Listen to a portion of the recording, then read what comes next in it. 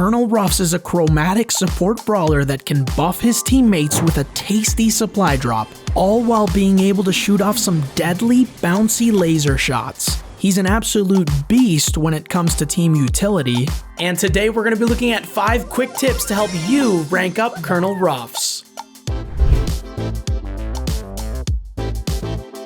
If you want to receive more Supercell content just like this, be sure to subscribe and hit the bell for notifications. And without further ado, let's get straight into it.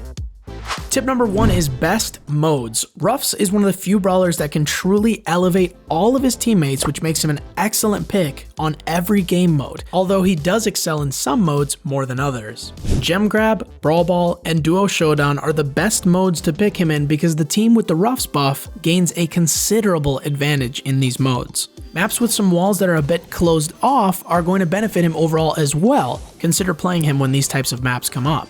But don't be afraid to use him in other game modes as well, like Siege or Hot Zone, because his laning ability is also really good. For being a support brawler, his offensive damage is solid as well, especially if you've eaten his T-bone steak snack. Is that what that's supposed to be, by the way? I don't know, but you get what I'm talking about. Tip number 2 is shot bounce. Just like Rico, Ruffs' attacks are bouncy, and that makes his offensive utility much better than many of the other support brawlers. His shot range is just a little bit shorter than Rico's, for instance, but similarly to Rico's and Sprout's, the shots will keep bouncing longer if they keep hitting more walls. Being good at Ruffs' bounce shot is simply a matter of repetition making you better. There's just no replacement for time in game when it comes to playing Mr. Doggo.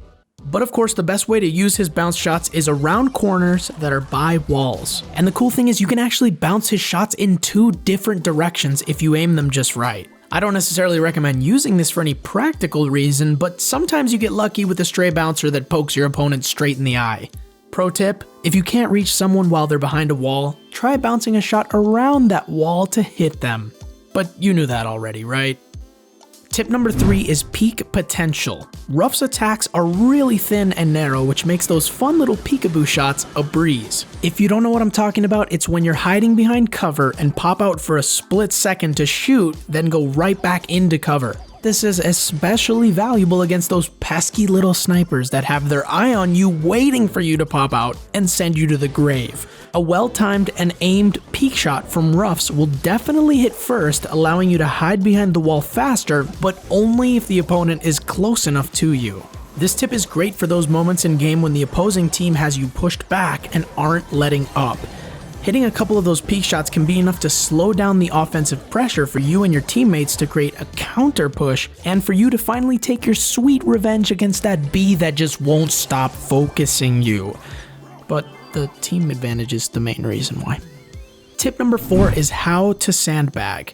Ruffs' gadget Take Cover throws down 3 sandbags to cover himself and his allies with. This gives you 3 little shields worth 2,000 health each to protect from enemy attacks. And this honestly is one of my favorite gadgets in the game because it's so good and versatile.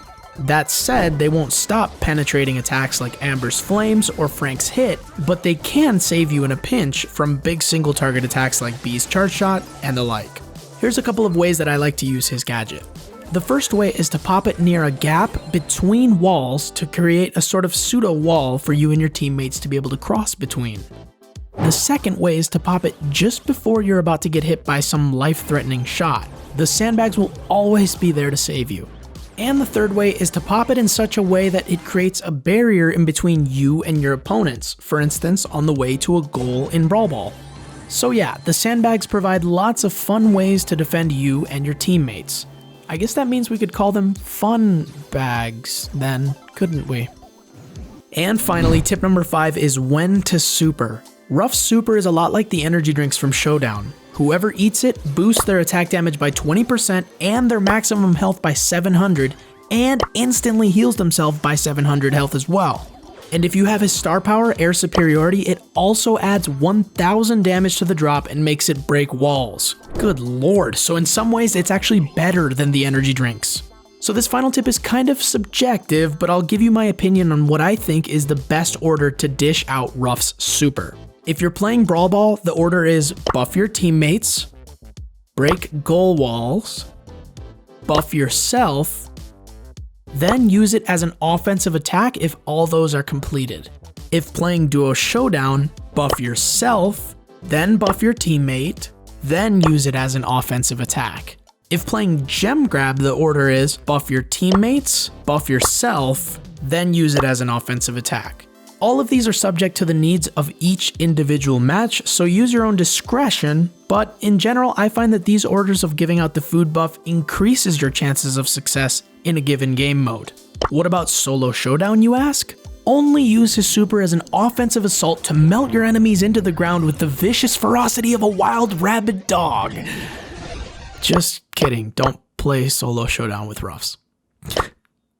And there you have it. Got any Colonel Ruffs tips of your own to share? Let us know in the comments below. And as always, I want to thank you so much for watching. If you liked what you saw, please be sure to leave us a like and hit subscribe for more weekly Supercell content.